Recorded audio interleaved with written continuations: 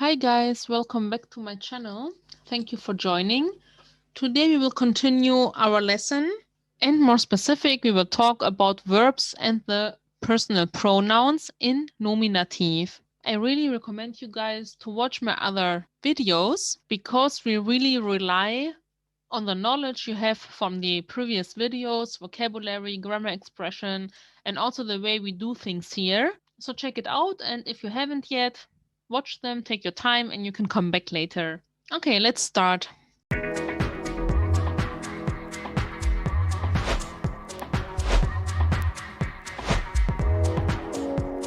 Some lessons ago, I taught you the personal pronouns, Personalpronomen. We talked about it now twice. This table should be really familiar by now. This is how we conjugate a verb, and those are the personal pronouns. For example, when I want to say a sentence, any sentence, I give you here a list. Ich heiße Anna. Pronoun, Personalpronomen, Verb, Objekt, the name. Du lernst Deutsch. You learn German. Now we go to the third one. Here I have also the name of somebody. Why did I do that? Of course, you know, if it's he, it is a male person. So why did I write it? I write it because we literally can exchange the with the name. Kiku trinkt Bier. Kiku drinks beer. Trinkt Bier. He drinks beer. Is anything here to exchange it when we say du lernst Deutsch?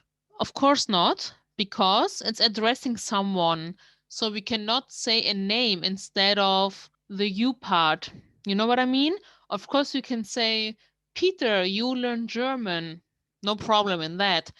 But we cannot exchange the you for the person, because then it's not you anymore. It's not addressing anymore. Same with I. Can we say something else instead of I to say I am named Anna?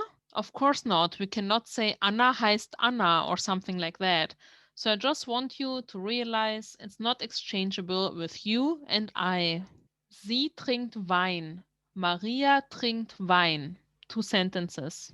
Mädchen, es trinkt Apfelsaft. Now, if you watched my other video, you know that Mädchen means little girl, and grammatically speaking, it's neutral. And as I told you in my other lesson about singular and plural, everything that is singular needs a der, die, das.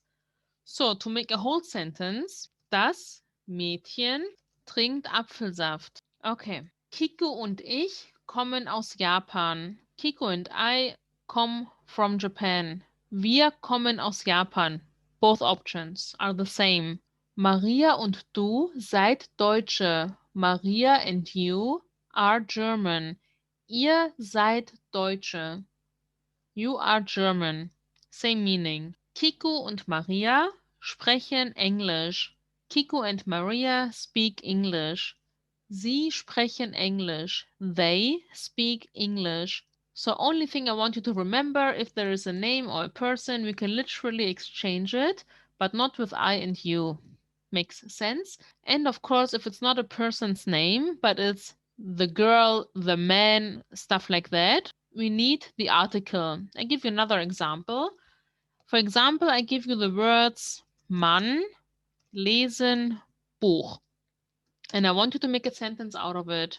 Okay, so we have 2 options to make that. First one, the man reads a book. So think about what I just told you. How would you say that?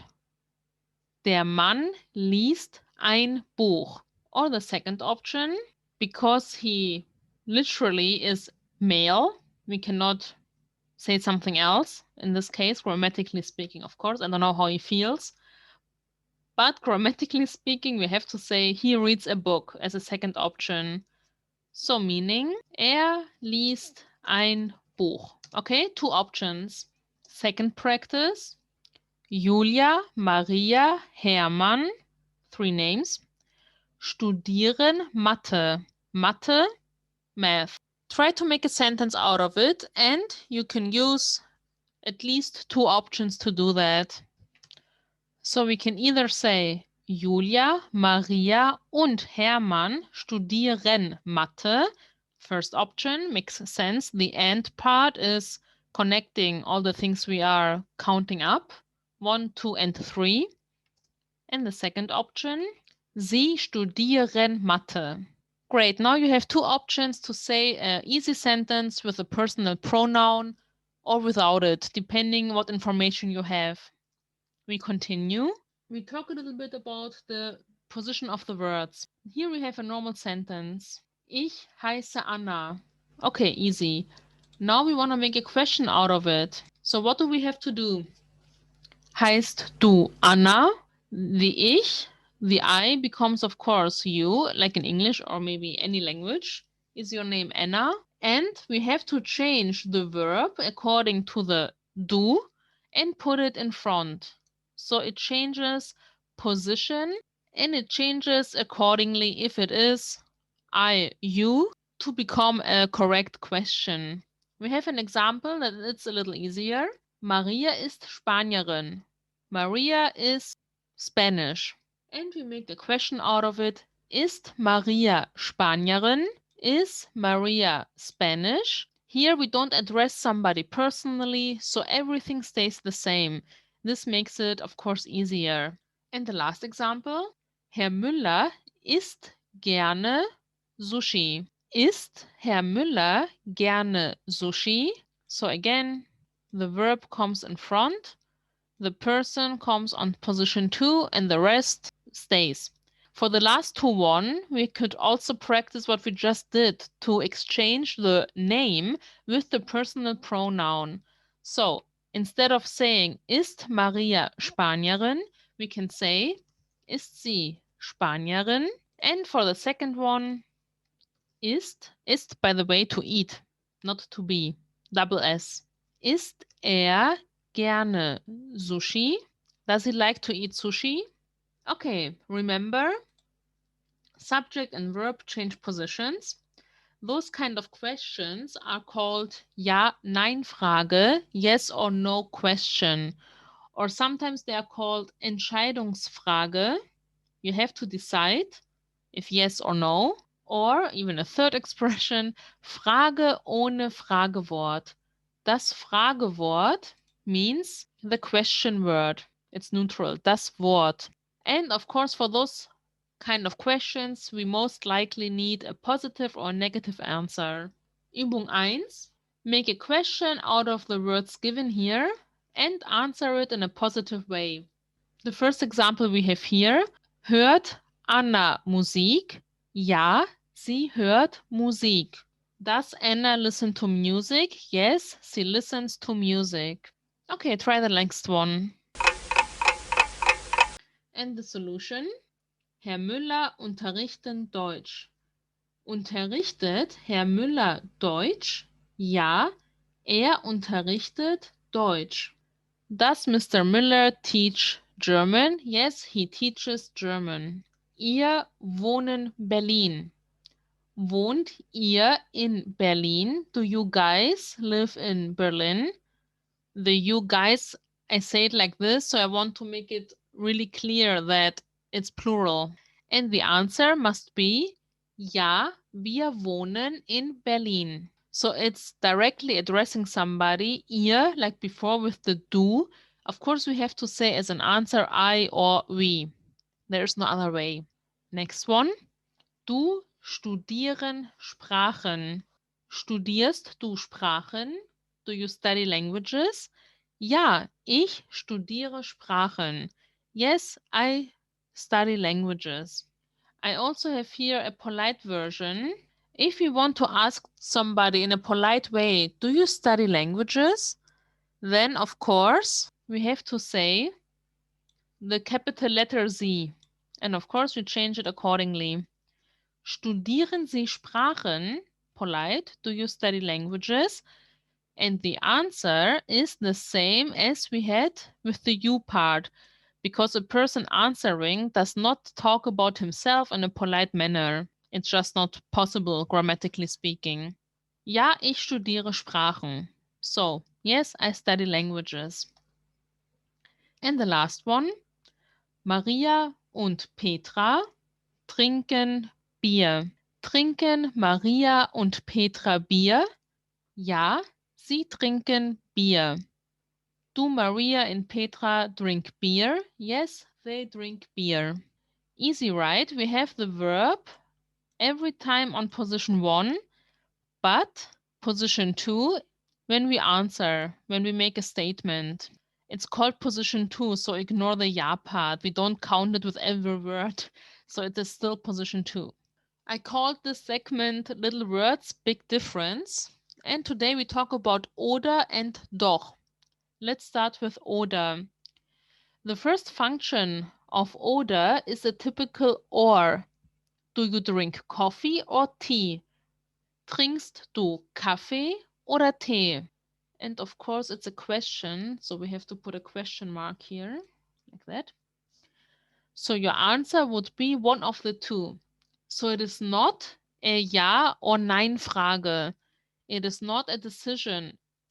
It is a decision, but it's not a yes or no decision. How could we make a yes or no question out of it? For example, trinkst du Kaffee? This is a typical yes or no question. The second function that we will talk about today is the rhetorical question. The pattern I gave you here, it is a positive statement, a normal positive sentence, and then we have to add oder, which makes it a little bit rhetorical, like or, isn't it? Stuff like that. For example, du lebst in Berlin, oder? You live in Berlin, aren't you? To make it even more clear that we actually expect a positive answer or an affirmation of what we ask, we can add another little word, which is doch. Doch has no right translation. You can look it up, but I wouldn't recommend that. You will get other answers and it will confuse you because it has other functions. At least one other function we will learn in maybe 1 or 2 weeks. So the doch comes after the verb. Let's have a little exercise. Übung 2. Du lernst doch Deutsch, oder? What does it mean? You're learning German, aren't you? And as you can see in my translation, I didn't even address the doch part. It's just like, I know you do learn German, but it's like, I want you to confirm it. So you learn German, aren't you? Or aren't you learning German? And the answer? Ja, ich lerne Deutsch. Yes, I do learn German. Try to answer to those questions.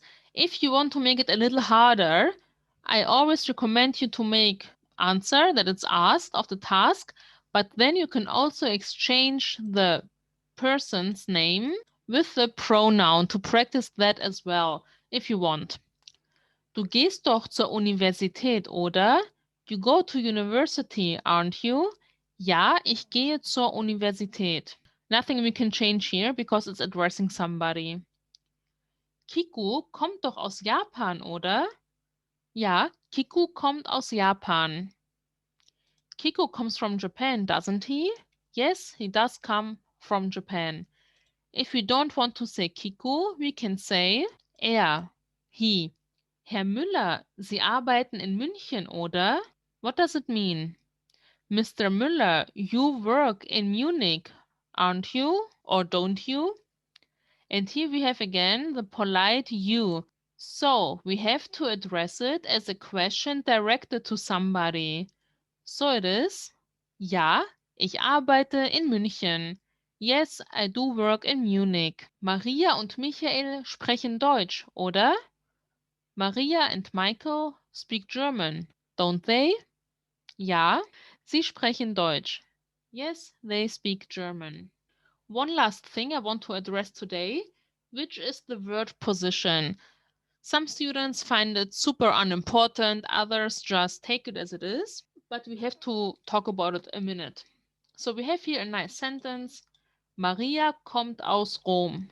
Okay, Maria comes from Rome. Position 2 is the verb here. It's called position 2 because the sentence has 1, 2, 3 positions. And of course, the sentence can go further and further. But now they want you to know that you can also switch the information around. Aus Rom kommt Maria. From Rome comes Maria. To be honest, the same as in English. I don't think this is really natural. It doesn't sound good. If you say Aus Rom kommt Maria, you sound a little bit like Yoda trying to talk German. It's just for such a short sentence, it sounds stupid. But if you make another sentence, for example, Bier trinkt eigentlich nie, nur an Feiertagen. Beer he actually never drinks, only on holiday season. So if you add further information and the sentence becomes longer, it sounds a little bit more acceptable. But if you only say Bier trinkt you sound like something between Tarzan and Yoda saying that. Okay? If you have questions about that or you want to give me some example sentences or anything, write it in the comments below. The last exercise for today. Wir lernen Deutsch. We switch it around. Positions change into Deutsch lernen wir. I only gave you 3 sentences because it's so easy you will think, why do I even practice that? But it's good to know it. And you can also practice the ending of the verbs, so you have a double challenge. And the answers. Du wohnst in Berlin. In Berlin wohnst du. You live in Berlin you live. Sie trinken Saft. Saft trinken sie. I took it as they. If you want to say she, which is not clear in this context, you can say sie trinkt Saft. Saft trinkt sie. It's also correct because we don't know the context here. And the last one, Kiku spricht Japanisch. Kiku speaks Japanese. Japanisch spricht Kiku. Okay, great. Subscribe to my YouTube channel, please, if you want to get more lessons for free. We try to combine it with grammar, exercise, vocabulary, and try to make it as fun as possible. Follow us on Instagram. Los Sprachschule has an own Instagram account. It's called Los Learn German. There you will see announcements. Sometimes we do a little quiz. And of course, the more people follow, the more content we will create and launch. Thank you so much for watching. I hope you learned something new, and I will see you very soon. Bye.